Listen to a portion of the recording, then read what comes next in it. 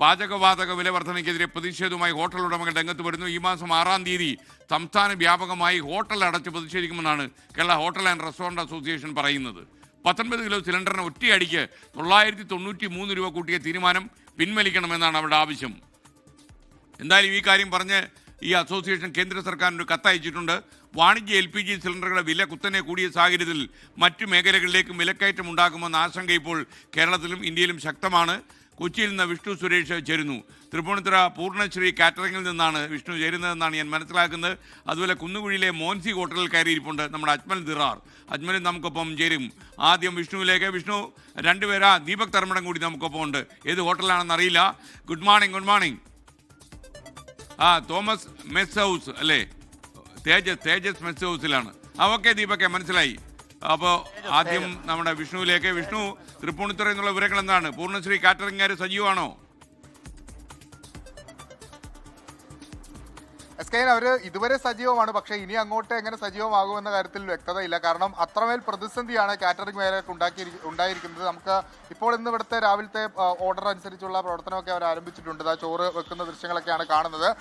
കഴിഞ്ഞ ഒരു 3 മാസത്തിനിടയിൽ ഒരു 1444 രൂപയുടെ വർധനവാണ് ഈ വാണിജ്യ സിലിണ്ടറുമായി ബന്ധപ്പെട്ട് ഉണ്ടായിട്ടുള്ളത്. അത് താങ്ങാവുന്നതിനും അപ്പുറമാണ്. പലതവണ ഇവർ ഇക്കാര്യം പല ആളുകളെയൊക്കെ അറിയിച്ചതാണ്. പക്ഷേ ഒരു തരത്തിലുള്ള നടപടിയും ഉണ്ടായില്ല.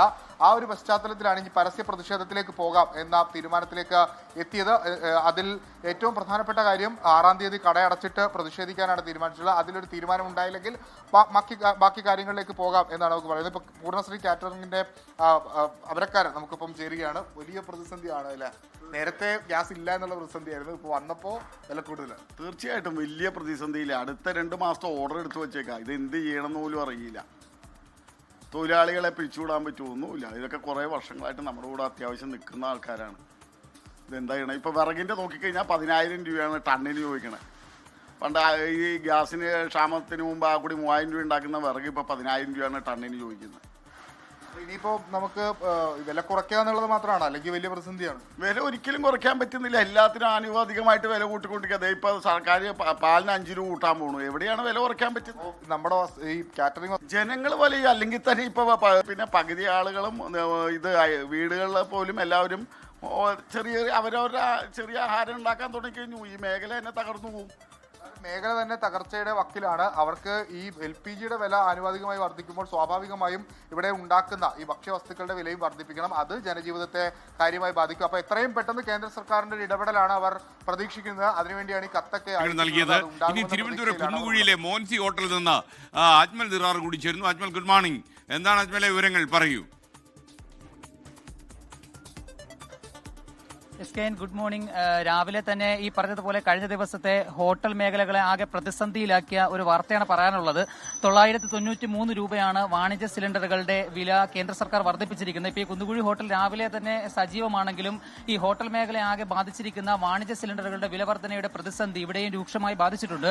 നമുക്കിവിടെ ഇപ്പോൾ ദൃശ്യങ്ങൾ കാണുന്നത് പോലെ ഹോട്ടലിൽ നിരവധി ആളുകളൊക്കെ ഇരിപ്പുണ്ടെങ്കിലും അവർക്ക് സമീപത്തായി തന്നെ ഒഴിഞ്ഞ സിലിണ്ടറുകൾ കൂടി ഇരിപ്പുണ്ട്. ഇത് ഇനി മാറ്റിയെടുക്കുകയാണ് എങ്കിൽ തിരുവനന്തപുരത്തെ വില അനുസരിച്ച് 3106 രൂപ ഈ 19 കിലോ ഉള്ള ഒരു സിലിണ്ടറിന് നൽകേണ്ടതായി വരും. ഇപ്പോൾ അതുപോലെ തന്നെ ഹോട്ടലിലെ മൊത്തത്തിലുള്ള വിലയും ഭക്ഷണ സാധനങ്ങളുടെ വിലയും വർദ്ധിപ്പിക്കേണ്ടതായി വരുന്ന ഒരു സാഹചര്യമാണ് നിലവിലുള്ളത്. അതോടൊപ്പം തന്നെ സംസ്ഥാനത്ത് ഈ പറയുന്ന പാചകവാതക പ്രതിസന്ധി രൂക്ഷമായ സമയത്ത് ഒരുപാട് ദിവസം ഹോട്ടലുകൾ അടച്ചിട്ടിരുന്നു. ആ സ്ഥിതിയിലേക്കും പോകുമോ എന്ന് നമുക്ക് നോക്കിക്കാണേണ്ടതുണ്ട്. ഇപ്പോൾ ഹോട്ടലിന്റെ തന്നെ അമരക്കാരൻ നമ്മളോടൊപ്പം ചേരുന്നുണ്ട്.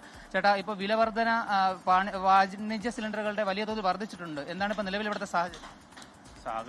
ഭയങ്കര രൂക്ഷമാണ്. ഇപ്പം ഗ്യാസിന്റെ പ്രശ്നം വന്നപ്പോൾ തന്നെ ചായക്ക് 10 രൂപയായിരുന്നു 12 രൂപ ആക്കിയപ്പോഴേ കസ്റ്റമേഴ്സിന് ഭയങ്കര പ്രശ്നമാണത്. അവർ തരാൻ മടിക്കുന്നുണ്ട്. കുറച്ച് ചിലരെ തരുന്നുള്ളൂ, ബാക്കിയുള്ളവർ 10 തന്നിട്ടാണ് പോകുന്നത്. ഇപ്പം അങ്ങനെ സ്ഥിതിക്ക് ഇപ്പം 1000 രൂപ ഒറ്റയടി കൂട്ടി കഴിഞ്ഞാൽ നമ്മൾ ഈ 12 രൂപയുടെ ചായ നമുക്ക് എത്ര രൂപ കൊടുക്കാൻ പറ്റും? നിലവിൽ ഇപ്പോൾ ഇവിടെ ഒരു ദിവസം എത്ര സിലിണ്ടറുകളാണ് ആവശ്യമായിട്ട് വരുന്നത്? ഞങ്ങൾക്ക് ഡെയിലി 2 സിലിണ്ടർ വേണ്ടി വരും. കാരണം വിറകടുപ്പ് വെക്കാന്ന് വെച്ചാൽ അതിനുള്ള സൗകര്യമില്ല. തൊട്ടടുത്ത് വീടുകളാണ്. അപ്പോൾ അവർ പ്രശ്നം ഉണ്ടെങ്കിൽ കോർപ്പറേഷനിൽ പരാതി കൊടുക്കും. അപ്പം വിറകടുപ്പ് വയ്ക്കാൻ പറ്റാത്ത കണ്ടീഷനാണ്. ഇപ്പോൾ ഗ്യാസിൽ ഓട്ടിച്ചിട്ട് പോകാൻ പറ്റുള്ളൂ. ഇപ്പം വില കൂടിക്കഴിഞ്ഞാൽ ഇത് കട പൂട്ടേണ്ടി വരും. കാര്യം ഇങ്ങനെ ജനങ്ങൾക്ക് ഇത് അംഗീകരിക്കാൻ പറ്റണ്ട ഈ വില. ഇപ്പം നമ്മളിപ്പോൾ 10 രൂപയുടെ അപ്പം ഇപ്പം നമുക്ക് 15 രൂപ കൊടുക്കാൻ പറ്റുമോ? സ്വാഭാവികമായിട്ടും വില വർദ്ധിക്കാൻ തന്നെയാണ് സാധ്യത. ഭക്ഷണങ്ങളുടെ സാധനങ്ങൾ അല്ലെങ്കിൽ നഷ്ടത്തിന് കൊടുക്കാൻ പറ്റില്ലല്ലോ. ഇത് എന്തെങ്കിലും കിട്ടില്ല, ഞങ്ങൾക്ക് 10 രൂപ കിട്ടിയാലേ സ്റ്റാഫുകൾക്ക് ശമ്പളം കൊടുക്കാൻ പറ്റുള്ളൂ. ഇതിപ്പോൾ അവർക്കും കൊടുക്കാൻ പറ്റാത്ത ഈ കിട്ടുന്ന പൈസ മൊത്തം ഗ്യാസ് കൊടുക്കാനും ഇതിനെ തികയുന്നുള്ളൂ. ഇപ്പോൾ ഭയങ്കര പ്രതിസന്ധിയാണ് ഇപ്പം.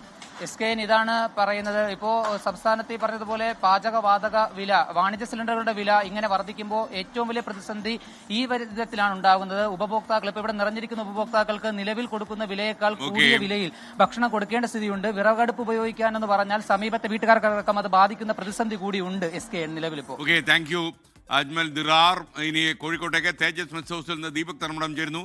Deepak, good morning.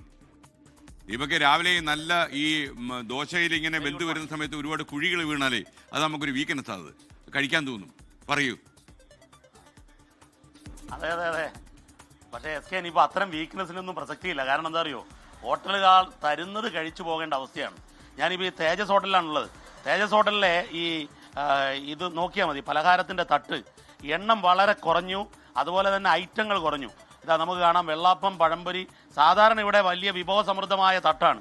കാരണം എണ്ണം കുറയുന്നു, ഐറ്റങ്ങളുടെ എണ്ണവും കുറയുന്നു എന്നുള്ളതാണ് പ്രശ്നം. ഇതിനൊക്കെ വില്ലനായുള്ളത് യുദ്ധമാണ്, അകലെയുള്ള യുദ്ധം. ആ യുദ്ധം നമുക്ക് തീന്മേശയിലാണ് ബാധിച്ചിരിക്കുന്നത്. ഹോട്ടലിലെ ഗ്യാസിൻ്റെ വിലക്കയറ്റമാണ് ഏറ്റവും വലിയ പ്രശ്നം. നമുക്ക് ഹോട്ടൽ ഉടമയോട് തന്നെ ചോദിക്കാം, ഈ എന്താ ചേട്ടാ അവസ്ഥ? ഇപ്പോൾ ഐറ്റങ്ങൾ കുറയുന്നു, മൊത്തത്തിലൊരു ഷോക്കാണല്ലോ അവസ്ഥ. പ്രോബ്ലം തന്നെയാണ്. ഇപ്പം ഇവിടെ കോഴിക്കോട്ടെ വില 937 രൂപ അധികം വരികയാണ്. 937. പിന്നെ ഗ്യാസ് ഇപ്പം നമ്മൾ അതിവില കൊടുത്തിട്ടാണ് വാങ്ങുന്നത്. 1000, 1500 അതിവില കൊടുത്തിട്ടാണ് ഗ്യാസ്. അതായത് ബ്ലാക്കിൽ മേടിക്കേണ്ടി വരും. ബ്ലാക്കിന് മേടിക്കുകയാണ് ഇപ്പോൾ. അല്ലാണ്ട് കച്ചവടം ചെയ്യാൻ പറ്റുന്നില്ല. അപ്പം പൂട്ടിയുടെ അവസ്ഥയിലേക്കാണ് പോകുന്നത്. SKN വളരെ വേദനാജനകമായാണ് അദ്ദേഹം പറയുന്നത്. കാരണം അധിക വില കൊടുത്ത് ബ്ലാക്കിലാണ് സാധനങ്ങൾ മേടിക്കുന്നത്. അതുകൊണ്ട് തന്നെ കട പൂട്ടിയിടേണ്ട അവസ്ഥയാണ്. അതായത് ബ്ലാക്കിൽ കരിഞ്ചന്തയിൽ ഗ്യാസ് മേടിക്കേണ്ടി വരുന്നു എന്ന ഒരു ഞെട്ടിക്കുന്ന സത്യമാണ് അദ്ദേഹം പറയുന്നത്. അവിടെ ചേച്ചി വേദനയോടുകൂടി മുളകൊക്കെ മുറിച്ചിടുന്നുണ്ട്. ചേച്ചി, പൊതുവെ ഹോട്ടലുകളിൽ ഒരു അവസ്ഥ ശോകമാണല്ലോ. തീർച്ചയായിട്ടും ഇപ്പോൾ എത്രയോ ആൾക്കാരും കുറവാണ് ഗ്യാസിൻ്റെ ബുദ്ധിമുട്ടുകൊണ്ട്. അപ്പോൾ ഞങ്ങൾ ഇത് കിട്ടിയിട്ടാണ് ഞങ്ങൾ കഴിഞ്ഞു കൂടുന്നത്. ഭയങ്കര പ്രയാസത്തിലാണ്. ഓക്കെ, SKN ഇതാണ്, ഈ കട അടച്ചിട്ട് കഴിഞ്ഞാൽ തൊഴിലാളികളെ സംബന്ധിച്ചിടത്തോളം അവരുടെ ജീവിത പ്രശ്നമാണ്. പക്ഷേ എന്നാൽ കട അടച്ചിടാതെ മുന്നോട്ട് കൊണ്ടുപോകാൻ പറ്റില്ല എന്നാണ് കടയുടമ പറയുന്നത്. ഒരു കടയുടമയും തൊഴിലാളിയുടെയും സംഭാഷണമാണ് നമ്മൾ കണ്ടത്. ഇതിനിടയിലാണ് നിലവിൽ ശരാശരി മലയാളിയുടെ ഒരു ഹോട്ടൽ ജീവിതം മുന്നോട്ട് പോകുന്നത് എന്നുള്ളതാണ് വസ്തുത. SKN. Okay, thank U Deepak. ഇനി അവിടെ നിന്നൊരു 2 ദോശയും കടലക്കറിയും ഒരു നല്ല കട്ടൻ ചായയും കഴിച്ചിട്ട് ദീപക് ബ്യൂറോയിലേക്ക് ചെല്ലുക. ദിനേഷ് അരിപ്പാട് പറയുന്നു, വാണിജ്യ സിലിണ്ടർ വില കൂട്ടിയാലും എന്തൊക്കെ വില കൂടിയാലും കോരന് കുമ്പിളിൽ തന്നെ കഞ്ഞി, സാധാരണക്കാരൻ്റെ നെഞ്ചത്തായിരിക്കും കാര്യങ്ങൾ കയറുന്നത്.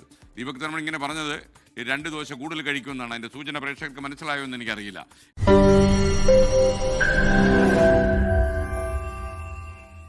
ലോകത്തെവിടെയായാലും ഏത് സമയത്തും 24 വാർത്തകളും ഓഗ്മെന്റഡ് റിയാലിറ്റി പാക്കേജുകളും എക്സ്പ്ലെയിനറുകളും വിശദമായി കാണാൻ ഞങ്ങളുടെ യൂട്യൂബ് ചാനൽ നിങ്ങൾക്ക് സബ്സ്ക്രൈബ് ചെയ്യാം.